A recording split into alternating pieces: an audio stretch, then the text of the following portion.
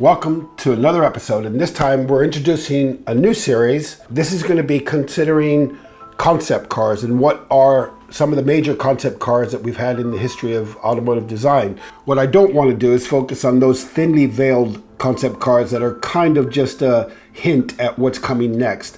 What I want to do is highlight those concept cars that are revolutionary, innovative, breaking new ground, cutting edge, showing what could potentially be a whole new trend, absolutely, in car design. So those are the interesting ones. Those are the ones that have marked a point or defined a point in automotive design history. And what I want to do is just highlight three today, and then we'll take this on into a new series where we'll pick up each time three very significant concept cars. Now let's get into the first one. This one dropped jaws. This car is the Alfa Romeo Bat car.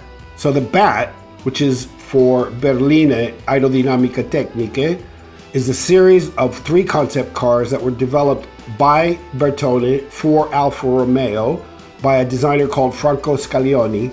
So what Scaglione did with this car was try to cheat the wind. He came up with forms that hadn't been used before. So you can see that the fenders in the front are almost like missiles. We call them pontoons in design, but they come out very far forward. And he had this grille in the center of it that actually had the headlights right up next to the nose there. The overall effect of this car is something very strange for that time period. And even if you want to recall the scramjet that I reviewed, I think it was in, it was in GTA 5. That car also had what we call the pontoon fenders, and it looks very amazing. I think probably they took some of the inspiration from the 7 here, from the BAT7. But it gets even better. As you go past the front fenders, you come to where the windscreen sort of comes up into a very flat roof, and then it sweeps down into the rear, and you got this central fin, which in itself would normally be pretty awesome on a piece of design. The part that I think is the most beautiful, most spectacular on this car is the result of what they did on the rear fenders as they come up. They've done these amazing curved fins that come up and over and curve inwards. This is a little bit taking reference inspiration from aerodynamics, from airplane design. Another way to look at it is sort of this relationship with biomimicry, which today stands for a lot in design. Probably most obviously on manta rays and on stingrays, that kind of elegant flowing shape to the rear, curving very gently, very elegantly. These wings, obviously, if they work in nature, they're going to work on an industrial object. There are a couple other elements, obviously, on the BAT7, BAT5, also BAT9 that really stand out for me. One, which is something I like very much, is closing up the fender on the front and also on the rear, where you're allowing the wind basically to skate over the sides of the car and not get disturbed by the turbulence that typically would build up inside the wheel wells. The cleanliness, the purity of design on the BAT7 is amazing. If you look at it from the side profile, you can just see how that covered surface over the wheel wells works to a treat. It's beautiful. The other element that I really like on the BAT7 is the curved windshield in the front and the very thin A-pillars, and also towards the rear. You can see that the glass is very important on this car to get that very clean wraparound look. I think that most cars that define an era, that are iconic in design, can be depicted or defined with three basic lines. If you require more lines, you're not really defining an iconic design. It's something a bit more complicated. And if you're requiring just one line, it's probably going to be boring as all heck. So all you have to do is put the curvature of the wings, what we call a tumble home into the roof area and down, and probably something sweeping right through the bottom of the car. Those three lines, and you can almost unmistakably know that it is the BAT7. Now, another thing that I really like about the BAT7, also the BAT5, is the tumble home angle, that angle that comes up from the belt line, the waistline of the car, where the glass starts and curves up into the roof line through there. But that 45-degree angle of the side glass makes the car look incredibly speedy, incredibly dynamic, light, beautiful execution.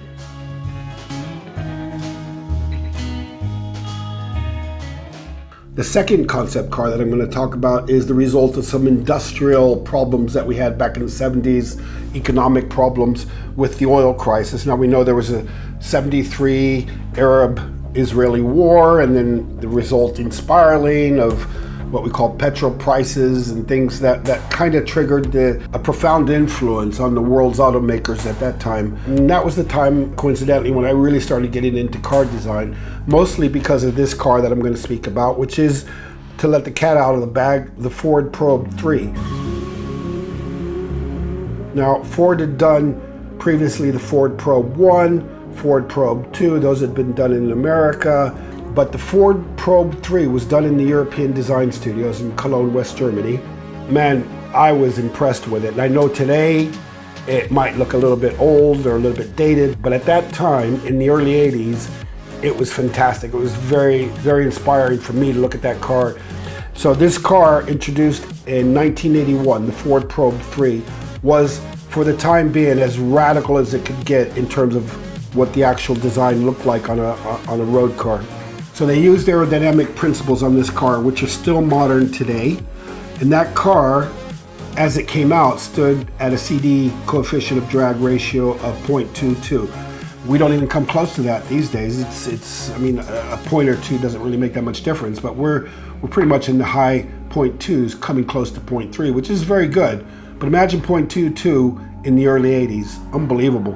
What they did, first of all, was make the bumper, the front bumper, a part of the overall design. So instead of it being an attached part to the front of the car, it became integrated in the whole shape of the front. Then there was also the addition of what we call flush-mounted headlamps. Before that, headlamps, headlight lenses weren't really that flush with the body. And also what they did with the window glass was to remove, or reduce actually, the offset of the glass to the body. So they started pushing the glass out and making it almost become one with the body side of the car. The car's profile also was very significant. Now, if you remember, in the late 70s, Ford started doing what we call a notchback or a bustle back. It was just a very small extension off the rear of the glass. You had your little volume there. This car, for me, was the first car that I could see actually becoming, at some point in the future, with a lot of tweaking, obviously, a production car. It still had enough of that concept car look.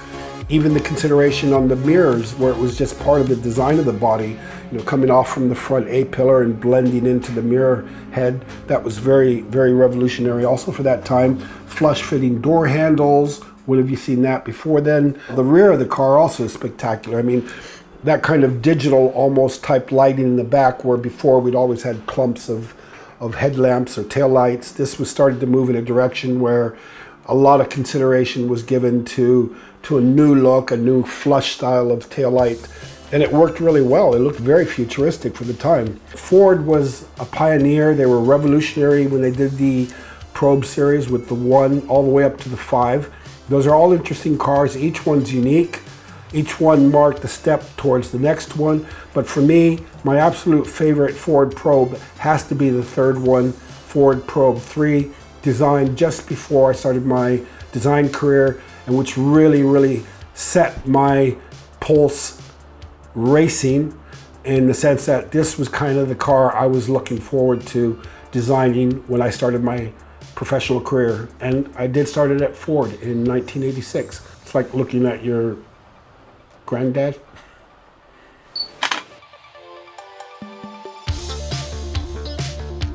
Okay, so this car here is a bit unusual, and I'm sure nobody's expected me to be talking about this one. This concept car was based on a BMW called the 1602. The 1602 was modified for the Munich Olympics, and it was the first electric BMW, believe it or not. So the 1602 Elektroantrieb was used as a VIP shuttle during the Olympics for BMW. So this is a modern reinterpretation of the original, and it tries to capture the essence, the style of that vehicle, and it still manages to be very modern at the same time. The danger of messing with an iconic classic is that you reproduce it, you replicate it almost too faithfully, too good, and you don't break away from that chain, that design that holds you to the feeling of the vehicle. But David Obendorfer, who's been the designer on this project, who's managed to come out of nowhere. I mean, I didn't know who David was, but when I saw this project, it awoke me, and it showed me that potential of being able to design something very, very well executed, very professionally executed, means you don't have to be part of a professional team to do it. So when I look at this car from David, the O2 Reminiscence, as he's called it, I immediately connect with the feeling that he's trying to achieve of interpreting the past with the technology of the future.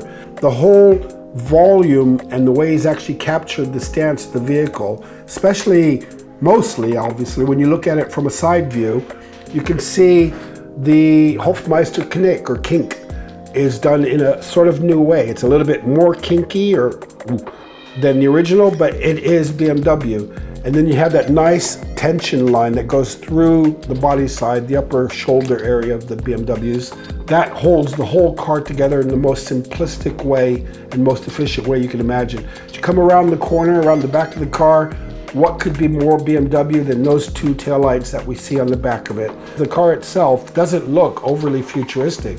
Remember, it's an electric car, electric powered. Electric hasn't just arrived on the scene. I grew up in the 60s and 70s with Alfa Romeos being the car in the household. But when my mother drove home that day in a BMW 2002, I almost had a mental switch flick from Alfa Romeo designs to BMW designs. It's an emotionally magnetic vehicle. It makes you, or at least it makes me love it at first sight. And this is a car that I would absolutely love to drive. And again, I'm not saying that all concept cars have to be radically different from production, but at least they have to set a trend for the new cars coming out, the new future language of a design company, in the sense that it can still respect the past while looking forward to the future at the same time. And this O2 Reminiscence from David certainly does the job in the most tasteful way I can imagine. It captures the essence of BMW, but at the same time show that there is a future to the existing design BMW language as we know it. So that wraps it up. I hope you like the 3 concept cars that I've presented today. For me, each one of those 3 mark a period in concept car design that shows the way forward. Let me know what your favorite concept cars are. Put them in the comments below. I really enjoy reading them, but it's going to be fantastic to see what you consider to be radical, groundbreaking, and setting trends for the future. What are your lists? Put them down below, subscribe, and we'll see you in the next episode.